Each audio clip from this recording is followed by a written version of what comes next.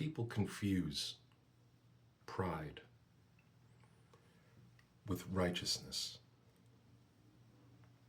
Broken people confuse pride with righteousness. Pride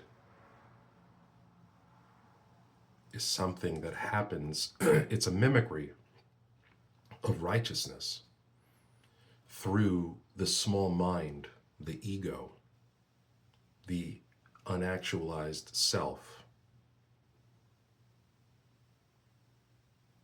But what righteousness is alignment. It's looking at all the puzzle pieces, seeing all the puzzle pieces finally, and all of the slots for said pieces, and seeing where they all go, and knowing where they all go.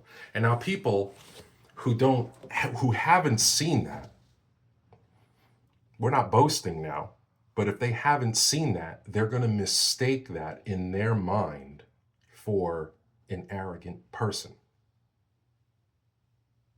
because they don't comprehend what it is that's happening, because they're proud.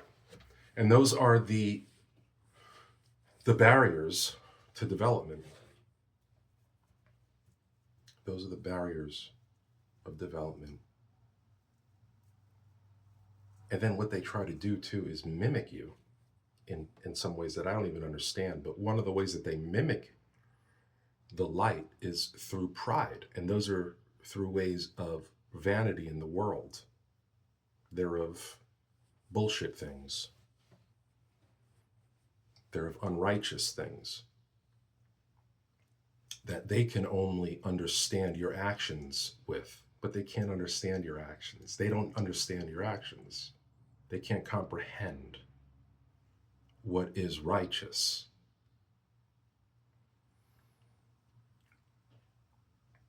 And with this, they will label you all kinds of words. They're going to tell you that you're arrogant, that you're, all kinds of things because they're unrighteous.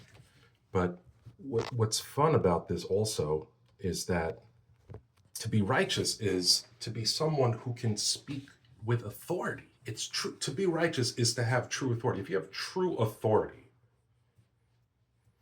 all of a sudden, then you are righteous. Like they had said of Jesus, is that he spoke as one with true authority, not someone, not like the teachers of the law. Very telling statement there. Very telling statement. People don't really understand the Bible. They haven't lived with it. They haven't lived with it throughout the trials of their life. Because it's not a book that you just read and you get it. No, it's nothing like that. But Jesus he spoke, this is why he was so convincing, is that he spoke as one with true authority. He wasn't like the teachers of the law. He knew it inside and out because he wasn't he was the law. He was the light.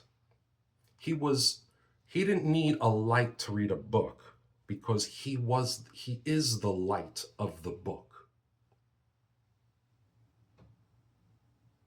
He is the Word made flesh. Let's just rest in that.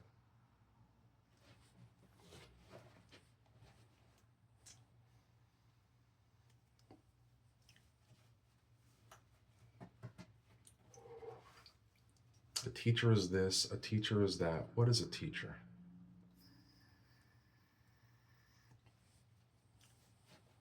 Someone, after a while, if they read all the books that they have to teach every semester or whatever the fuck it is called now, every quarter, every year, they read the books over and over again and they get to know them. But after a while, you don't need the books after a while because you fucking know the spirit of the text, not the letter of the law. These are different things. And it'll take some people their whole life. Some people understand it very, very early in life, and they're God bless them. They're beautiful people. Some people, they will never understand that. They will only understand things if it's done with a transaction, if it's done with a statute, a law. But we're beyond that. Jesus Christ is the fulfillment of the law.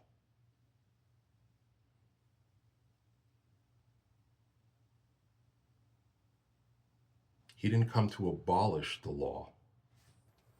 He came to fulfill the law, and he spoke as one with true authority because he's righteous. What does it mean to be righteous? To be able to do the will of God. And what is the will of God? The will of God, coincidentally, has to do with your purpose and your alignment with your higher self.